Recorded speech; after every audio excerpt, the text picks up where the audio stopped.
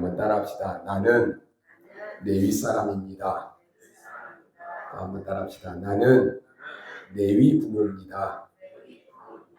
아멘. 우리 하나님께서 친히 세우신 기관이 있습니다. 그게 뭡니까? 하나는 가정이요, 하나는 교회입니다. 왜 세웠을까요? 하나님은 가정과 교회를 축복하기 위해서 세우신 거예요.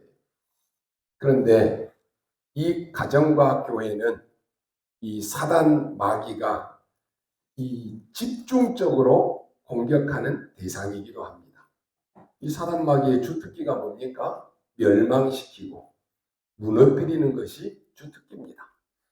하나님은 축복하시려고 가정과 교회를 세웠는데 이 사단은 가정과 교회를 무너뜨리려고 집중 공격한다라고 하는 것입니다.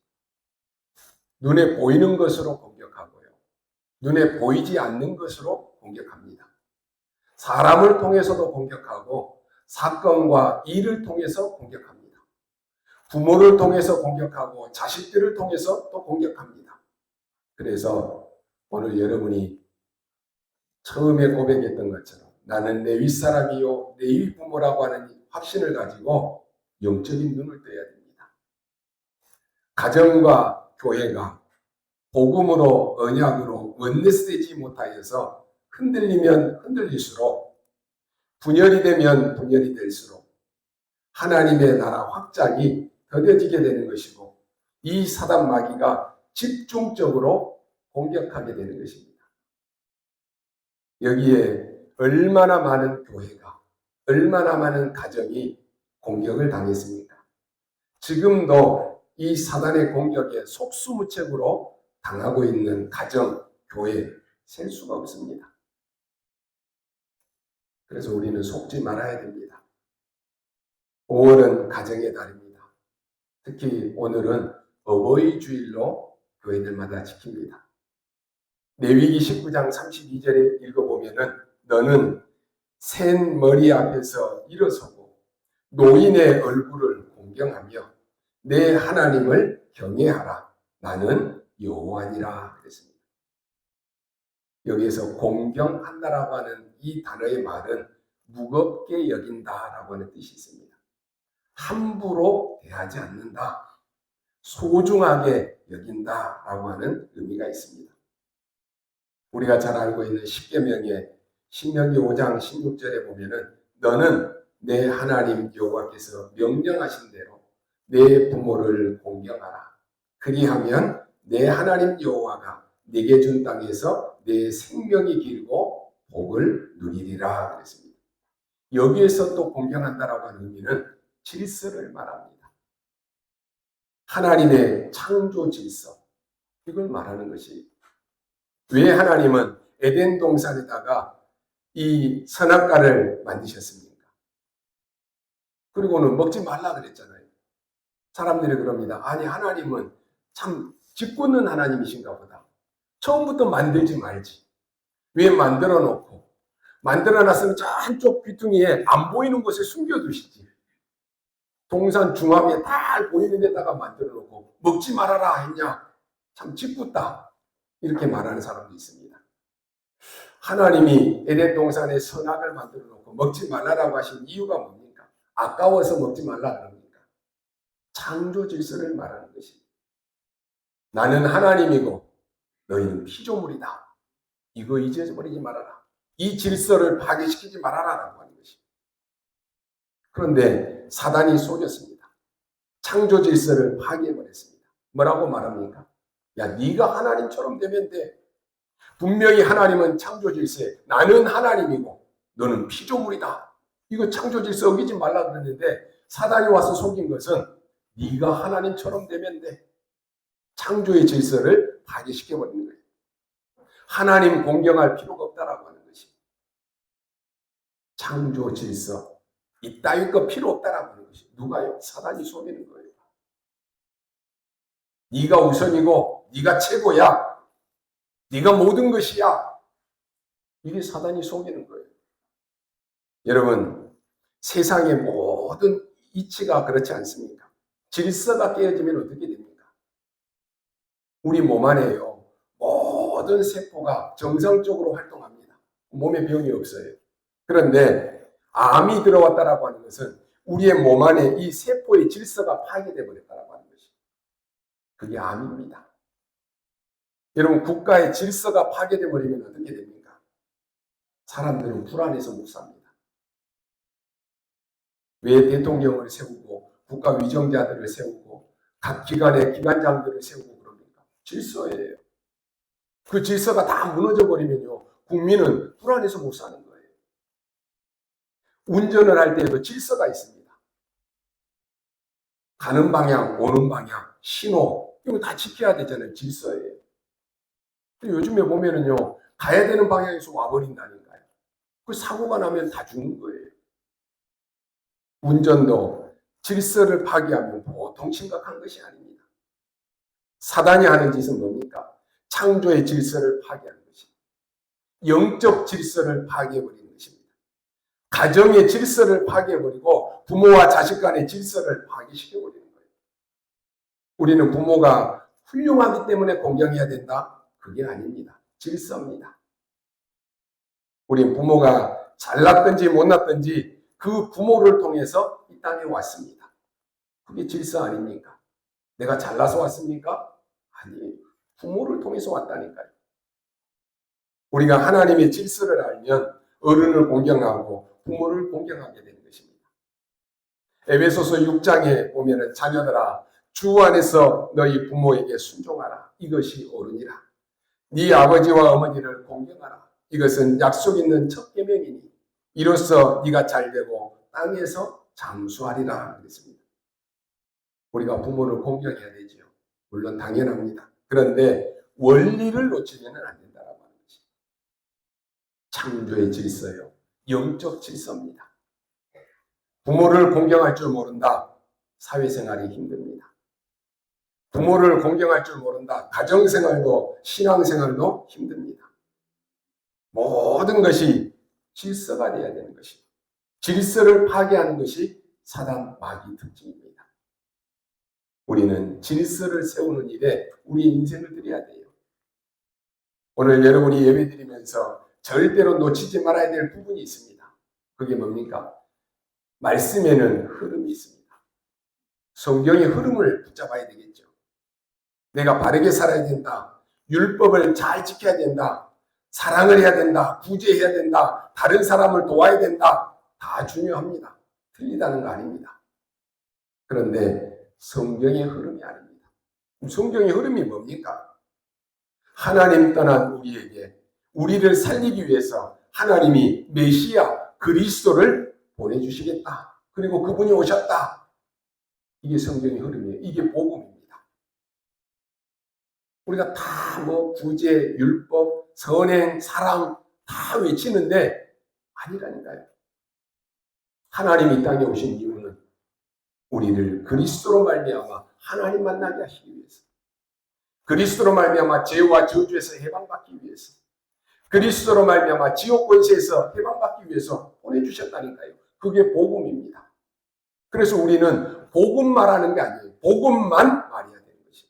그래야 사는 것입니다. 그래서 우리가 복음의 흐름을 잘 알아야 됩니다. 왜 보내주셨을까요? 하나님 떠난 이 땅의 모든 사람들은 알게 모르게 자기가 인정하든지 인정하지 않든지 간에 뭔가에 모르게 시달리고 방황합니다. 하나님 떠난 인생, 죄의 삭은 사망이다. 이 영적 문제가 와 있는데 이게 영적 문제인지를 모르는 거예요. 왜 나에게 이런 고통과 저주와 재앙이 오는지를 모르는 거예요. 그러니까 시달리는 거예요. 어디로 가야 될지 목표가 멀고 하나님 만나는 길을 모르니까 방황하는 것입니다. 그래서 하나님은 구원받은 자에게 처음부터 주신 말씀이 뭡니까? 우상 숭배하던 아브라함에게 처음부터 주신 말씀이 뭐예요? 너는 복의 근원이다. 너는 복이 될지라 그랬다는 거예요. 천하 만민이 너로 말미암아 복을 얻게 될 것이다. 여러분이 오늘 정확한 확신 가지십시오. 나는 레위 사람이요 레위 부모다. 여러분을 통해서 천하 만민이 복을 얻게 할 것이다. 이건 제가 드리는 말씀이 아니라 하나님이 우리에게 주신 말씀이에요. 아, 그렇구나. 나를 통해서 모든 사람을 살리는 그런 사람으로 하나님이 나를 부르셨구나. 이 언약을 붙잡으라니까요.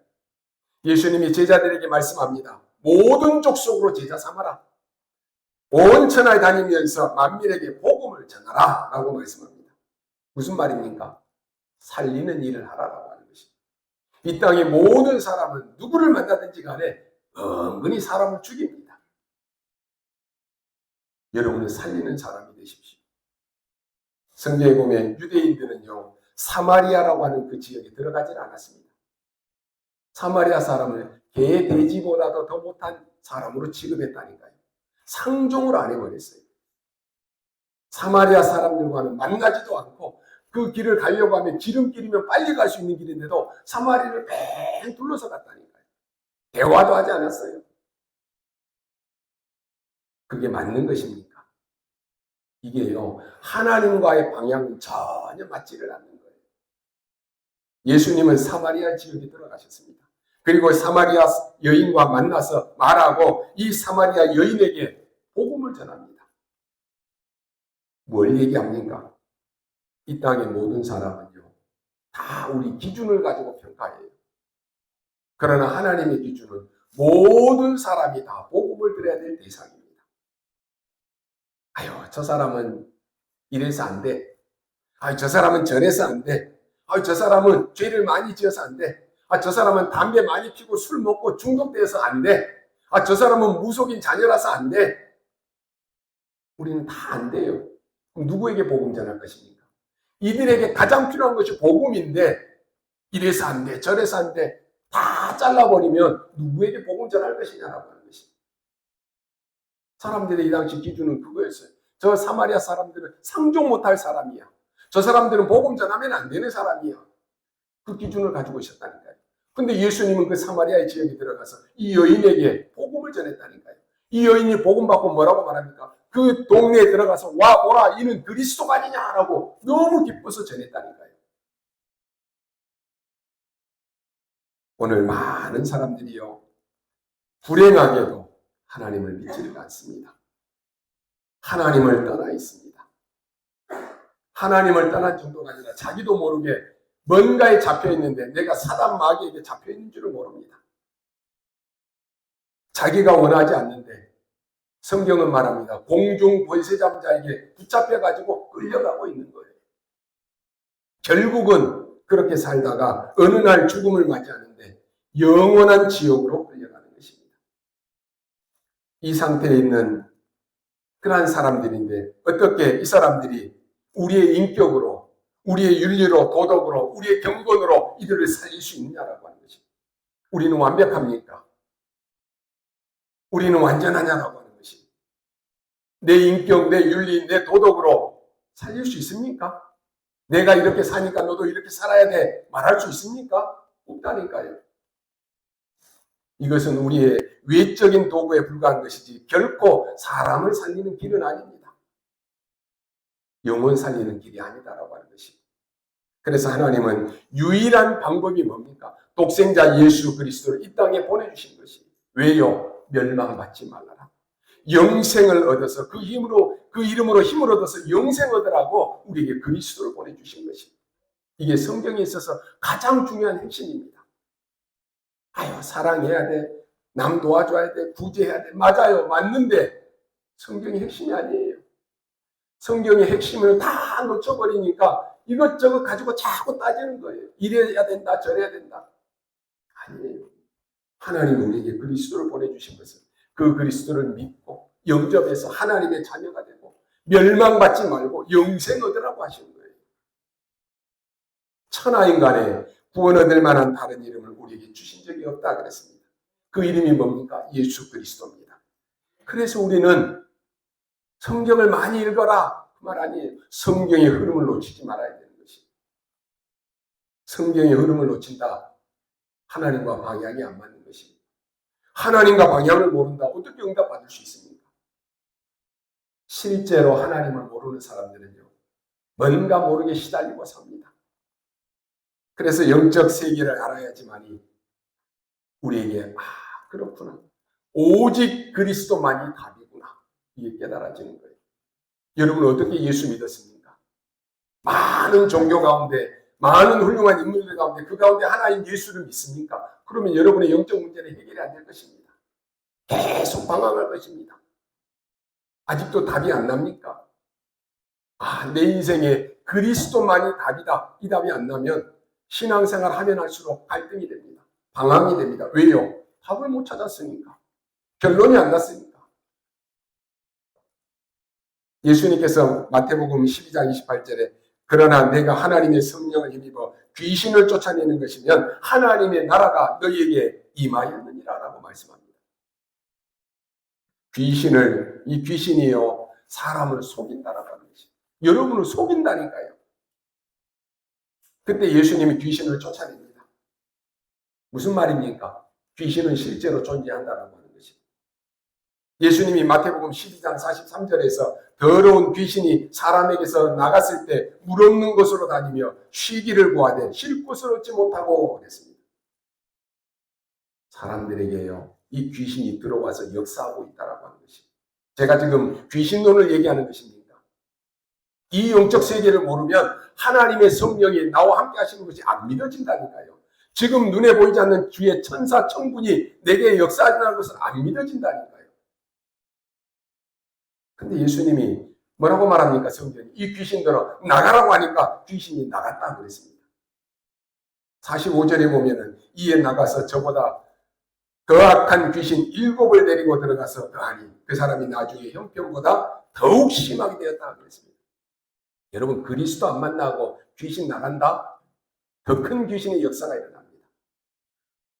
여러분 예수 믿지 않는 사람이 가서 점을 치고 구슬한다? 잠깐은 해결되는 것처럼 보여요. 더 큰 문제 옵니다. 왜요? 성경에 7 귀신을 데리고 들어갔다니까요. 이보다 더 악해졌다 그랬습니다. 오늘 무슨 말을 합니까? 귀신이 사람 속에 들어가기도 하고 나가기도 한다라고 하는 것입니다. 그리고 나가서는 다른 귀신을 데리고 와서 그 사람 속에 들어간다라고 성경 분명히 말씀하고 있습니다. 그래서 바울은 이 마귀에게 틈을 주지 말라라고 하는 것입니다. 여러분은 망할 사람이 아니라니까요. 근데 이 마귀가 틈을 타고 들어와서 여러분을 속인다니까요. 이 마귀가 틈을 타고 여러분의 가정과 여러분 개인에게 틈을 타고 들어와서 여러분을 속이는 거예요. 예수님의 제자 베드로가 이렇게 말합니다. 너희 대적 마귀가 두루다니며 삼킬 자를 찾는다라고 말합니다. 무슨 말입니까? 지금도 이 사단은 활동하고 있다라고 하는 것입니다. 여러분의 개인에게 가정 가문을 통해서 여러분의 현장에 이 사단은 지금도 수없이 활동하고 있는 거예요. 왜 구약 성경을 보면 하나님께서 백성들에게 언약궤 만들라고 합니다. 영적인 세계를 알면 언약궤를 만들어야 될 이유가 분명합니다. 언약궤 안에는 뭐가 들어있습니까? 십계명. 예수님의 말씀이 적혀있는 2 돌비가 들어있습니다. 우리 인생을 살리는 그 말씀이 하나님의 말씀입니다. 우리 인생을 살리는 길은 복음의 말씀이라니까요. 그거 붙잡으라고 하는 것입니다. 또 만나 담은 항아리가 들어있습니다. 뭡니까? 너희가 광야길을 가는 동안에 하나님이 너와 함께 계셔서 네 인생을 책임지고 네 인생을 인도하실 것이다라고 하는 말이에요. 여러분 나는 하나님 인도 안 해도 된다. 그런 사람 있습니까? 아무도 없어요. 하나님이 우리의 인생을 인도하지 않으면 안 되는 것입니다. 그래서 하나님이 이스라엘 백성들이 가는 길에 이 언약궤 안에 만나 담은 항아리를 주셔서 하나님이 너와 함께 하시고 하나님이 너를 책임지시고 하나님이 너를 인도하실 것이다. 이걸 말씀하는 거예요. 그리고 아론의 성난 지팡이가 들어있습니다. 마귀의 권세를 꺾어버리고 흑암 권세를 꺾으시고 승리하는 그 권세입니다.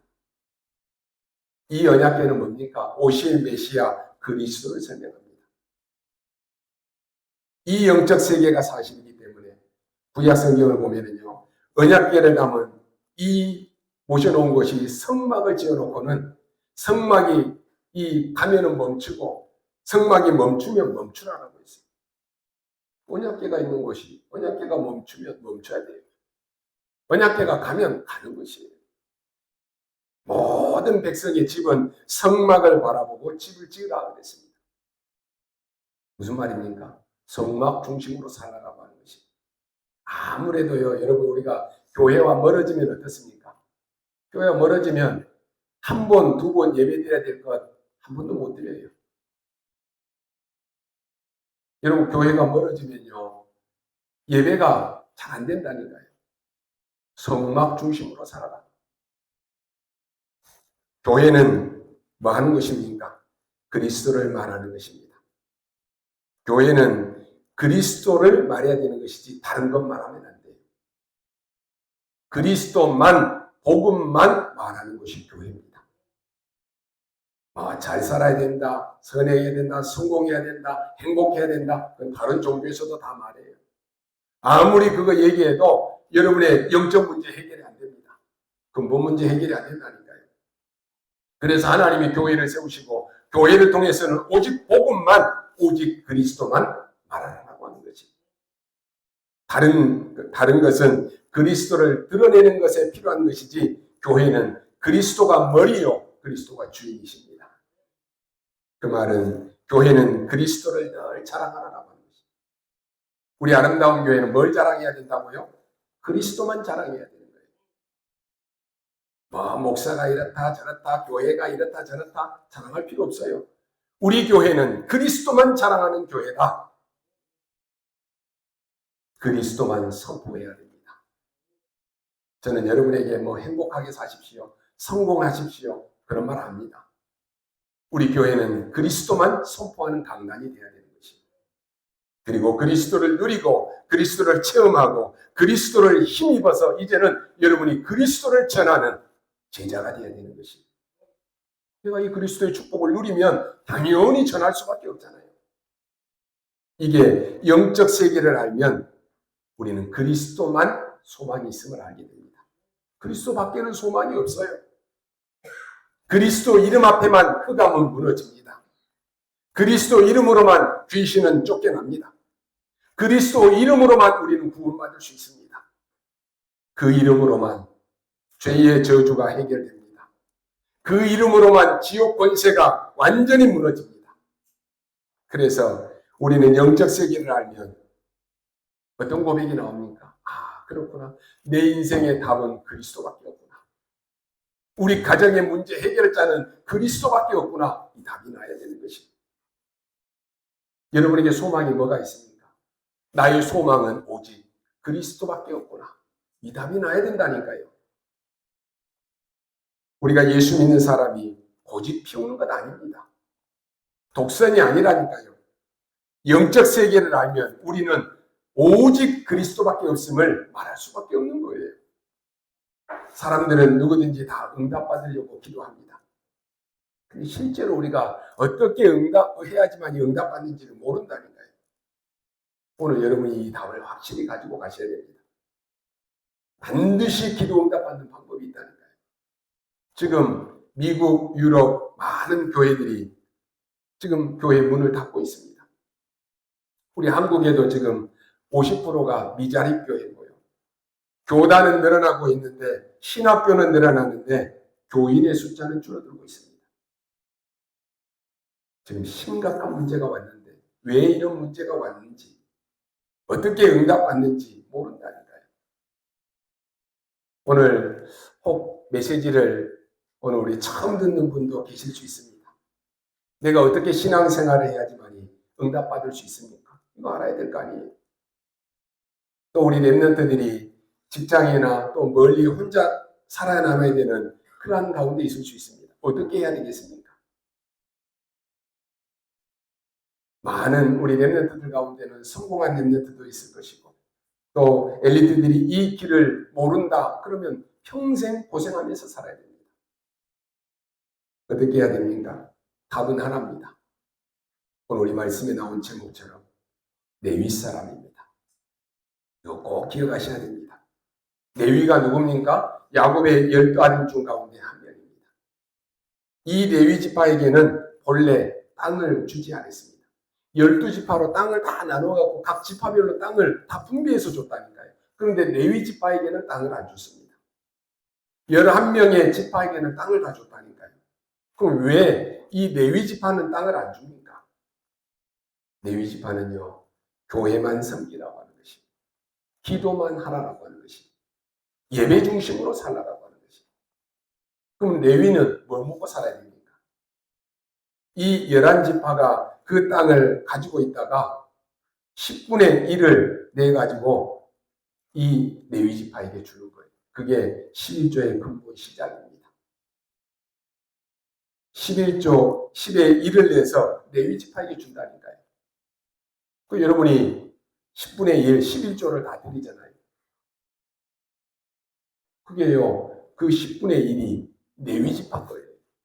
내 것 내가 드린다 그거 아니라니까요. 원래 레위 지파 건데 내가 10분의 1을 드리는 거예요. 그게 11조입니다. 이 레위 지파는 24등불을 끄지 말라 그랬습니다. 오늘 말씀에 보면은 성소에서 나오지 말라 또 그렇게 되어 있습니다. 이게 여러분하고 무슨 관계가 있습니까? 예수님께서 십자가에 달려서 처형당할 때 어떤 일이 벌어집니까? 이 성소에는요, 지성소가 있고 성소가 있습니다. 그 안에는 휘장이 가로막혀 있습니다.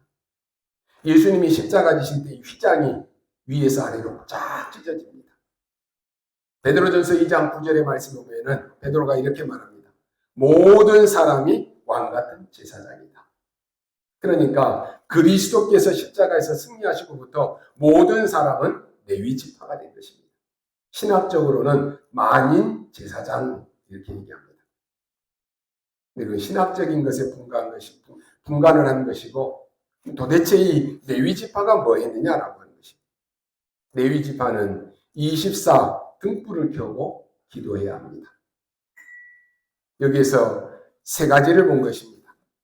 가장 행복하게 누릴 수 있는 기도 24의 흐름입니다. 우리에게 가장 힘이 되고 생명이 되는 말씀, 그 24의 흐름입니다. 광야길을 가는 동안에 하나님의 증거가 많이 나오는데 증거 24의 흐름입니다. 이걸 봐야 되는 것입니다. 여러분, 지금도 하나님은 세 가지 일을 행하고 계십니다. 지금도 우리에게 말씀을 주시고 말씀을 성취하고 계십니다. 지금도 여러분의 기도에 응답하고 계십니다. 지금도 구원의 역사를 이루고 계십니다. 그렇다면 중요한 것은 우리 교회와 나는 어디에 있느냐, 이걸 확인해야 됩니다. 지금 이 역사 속에 있는데 나는 어디에 있느냐라고 하는 것이, 우리 교회는 어디에 있느냐라고 하는 것이, 이걸 확인하지 않으면 언약 성취는 여러분과 아무런 관계가 없습니다. 말씀은 살아있는 말씀이고 복음은 살아있는 복음인데 성취되는 게 흐름이라니까요. 그거하고 나하고 전혀 맞지 않는다. 응답이 안 되는 것이. 모든 사람이 레위 지파입니다. 모든 사람이 제사장입니다. 예수님께서 십자가에서 이것을 다 이루시고 가셨다니까요. 왜 이런 축복을 주셨을까요? 하나님이 광야길 가는 동안에 재앙 막는 5가지를 주셨습니다. 그게 뭡니까? 모든 문제의 원인과 답이 나와 있는 곳이 어디입니까? 창세기입니다. 광야길 가는 동안에 이걸 주셨다니까요. 애굽에서 나오는 것이 문제가 아닙니다. 출흑암을 해야 됩니다. 이게 출애굽기입니다. 말씀과 기도와 증거의 흐름이 뭡니까? 레위기서입니다. 12지파가 12지역을 확정했을 때 하나님은 가나안 땅에 들어가게 만들었습니다. 그게 민수기입니다. 그래서 오늘 모든 우리 중직자들과 전도자들은요, 한 지역을 정하고 한 나라를 정할 때 그때부터 하나님의 역사가 시작됩니다. 이 어마어마한 역사를 가나안 땅 들어가기 전에 각인하고 뿌리 내리고 체질시켜라. 그게 신명기입니다. 네 손에도 이마에도 손목에도 다 메어서 각인시켜라. 신명기예요. 광야에서 이걸 5가지를 주셨다니까요. 그렇다면 오늘 우리는 뭘 붙잡고 가야 되겠습니까? 지금도 기도에 응답하고 계시고 지금도 말씀을 성취하고 계시고 지금도 증거는 성취되고 있는데 나는 어디에 있느냐? 이거 붙잡아야 됩니다. 내가 어디에 있느냐? 이게 중요합니다. 그래서 늘 우리는 확인해야 됩니다. 정확한 언약을 붙잡아야 되는 것입니다. 내가 기도가 안 된다. 그게 내 현 주소입니다. 나는 예배가 안 된다. 그게 내 현 주소예요. 나는 새벽 예배, 수요 예배, 금요 예배가 안 된다. 내 현 주소예요. 기도가 안 되는 것도 여러분 응답입니다. 내가 지금 거기에 있다라고 하는 걸 확인해야 된다니까요. 나는 지금 이게 예배가 안 되고 기도가 안 되는데 응답이 쏟아진다. 그럴 리가 없는 거예요. 내가 지금 늘 가난하다. 그래서 헌금에 대해서 나는 신경 쓸 것도 없다. 나는 헌금 드릴 게 없어.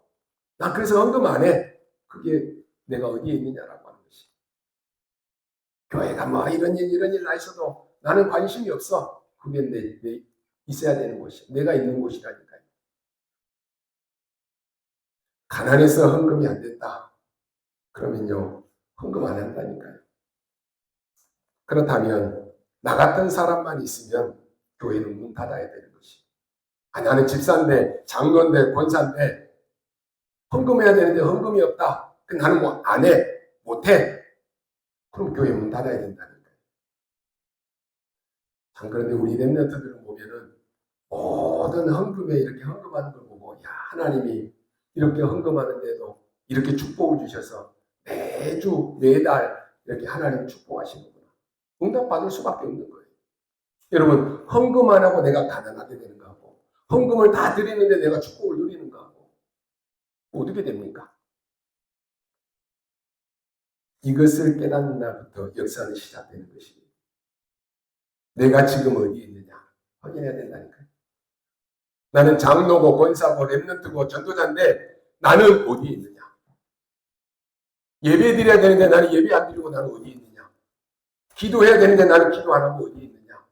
그게 내 시작이라니까요. 그게 내 현주소예요. 이것부터 확인해야 된다니까요. 이게 안 되고 매일 뭐 응답 주십시오. 축복 주십시오. 안 되는 거예요. 이것만 확인하면 하나님의 역사하게 되어 있습니다. 그래서 첫 번째로 레위 가정이 지금 시작됩니다. 출애굽기 2장 1절에서 보면요. 레위 남자가 레위 여자에게 장가들었더니 그랬습니다. 여기서 낳은 아들이 누굽니까? 모세입니다. 이 어머니 요게벳이 삶 흐름을 본 것입니다. 말씀과 기도와 증거는 이루어지고 있는데 나는 지금 어디에 있느냐라고 하는 것이. 그 당시 상황이 어떻습니까? 모세가 태어났는데 모세가 지금 죽게 된 상태입니다. 이걸 요게벳이 정확하게 본 거예요. 그래서 어떻게 합니까? 우리 아들을 왕궁으로 보내야 되겠다. 왜냐? 살 길이 거기밖에 없는 거예요. 확실한 언약과 기도와 복음을 심어서 왕궁으로 보냅니다. 그것만 했는데 왕궁에 기적이 일어납니다. 애굽의 광야에 기적이 일어났다니까요. 우리가 언약을 이렇게 잡아야 되는 것입니다. 모세 어머니가 보니까 어떤 상황이었느냐. 지금 죽음의 상황이 딱 왔다니까요. 그게 시작입니다. 예수는 그리스도 모든 문제 해결자. 근데 왜 나는 안 됩니까? 그게 시작이에요. 하나님의 모든 축복을 다 주신다고 했는데 왜 나는 안 됩니까? 그게 시작이라니까요. 왜 나는 복음의 언약 붙잡았는데 나와 우리 가정과 우리 가문은 왜 이렇게 어렵습니까? 그게 시작이에요. 모세는 왕궁에 들어가서 좋은 대학을 졸업하고 많은 것을 배웁니다. 나중에 모세를 통해서 10가지 기적이 일어납니다. 거기에서 세절기, 언약궤, 성막, 이 광야에서 중요한 거 다 나왔잖아요. 두 번째로 오늘 본문의 말씀입니다. 삶 흐름의 24가 나온 것입니다. 레위 직분.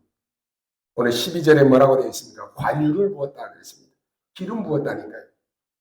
하나님은 여러분에게 기름 부어 세웠습니다. 뭐 하라고 부었을까요?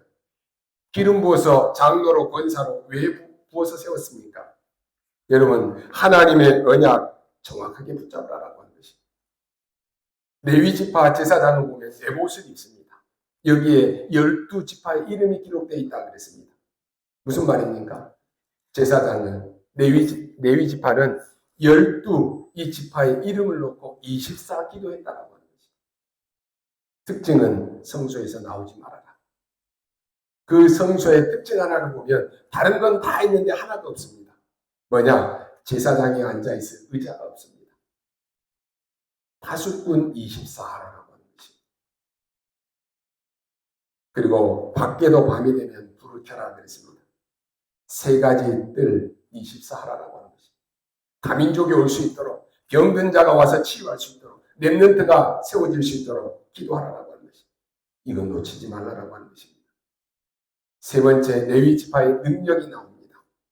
이것은 삶 흐름의 이제 25 영원이 나옵니다. 민수기 17장 8절에 보면 모든 지파의 지팡이를 가지고 와서 땅에 꽂습니다.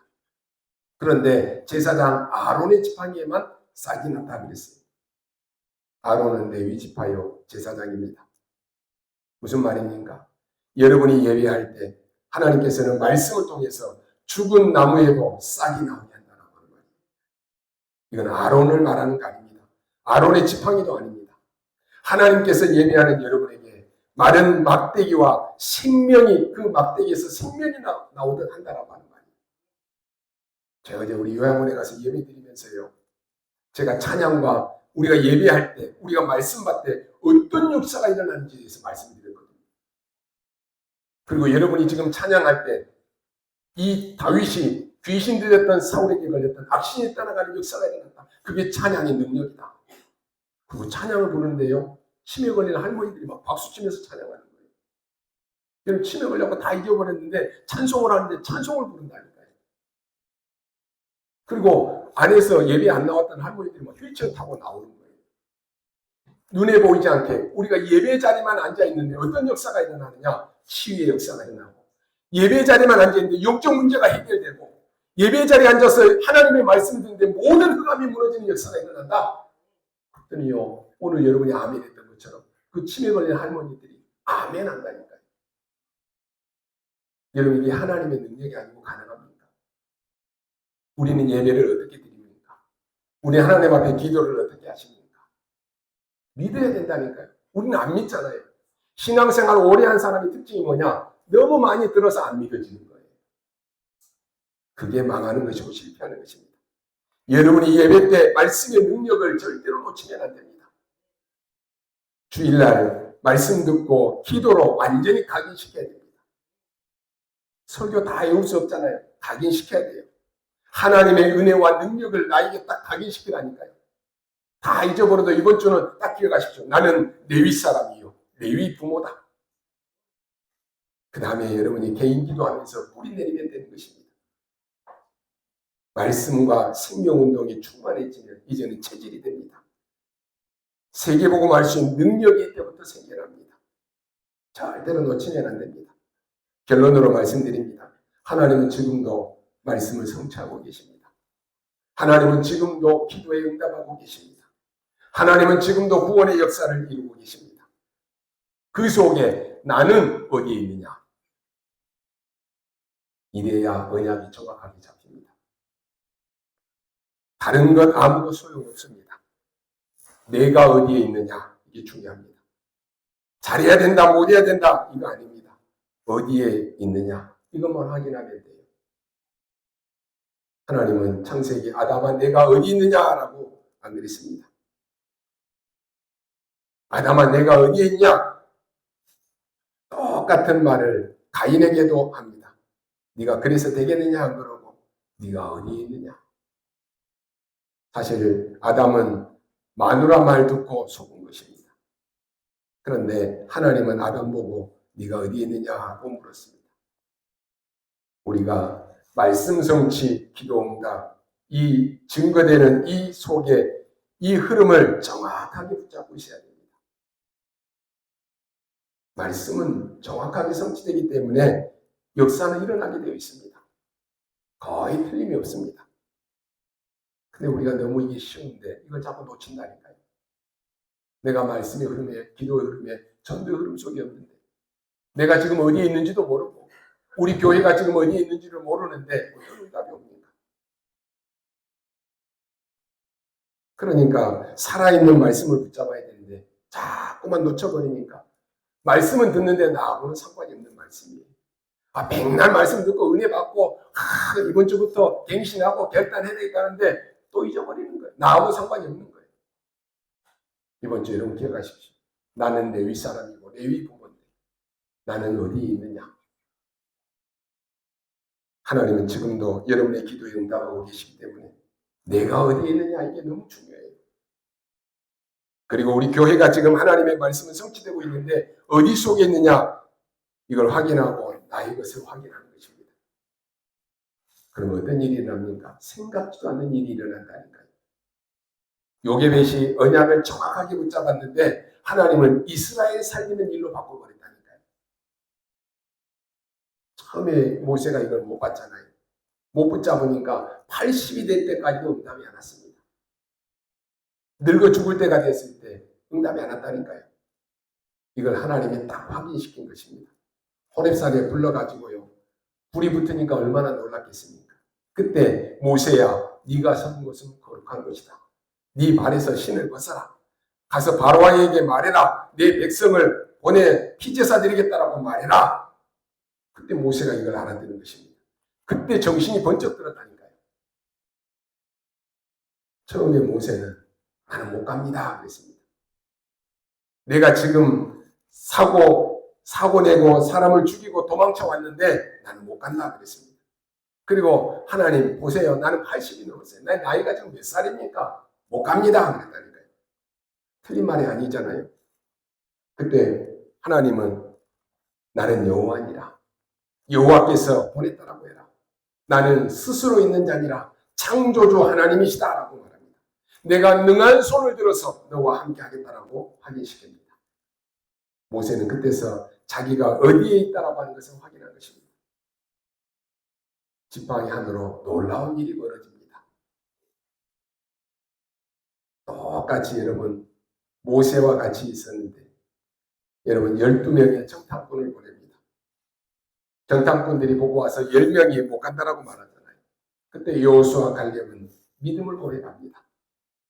언약을 고백하고 복음을 고백했다니까요. 하나님이 모세가 죽을 때 여호수아 보고 말합니다. 내가 모세와 함께 했던 것처럼 너와 함께 하겠다. 여호수아는 모세 곁에서 하나님이 모세와 함께 하시고 하나님이 모세에게 역사하시는 거 옆에서 다 봤잖아요. 이미 여호수아에게 뭐라고 말합니까? 가나안 땅을 너희에게 주겠다. 주었노니 라고 말합니다. 줄 것이다가 아니 주었노니. 하나님은 이미 우리에게 하나님의 축복을 주셨습니다. 이거 우리가 누려야 될 거 아니에요. 담대하라 두려워하지 말라라고 말합니다.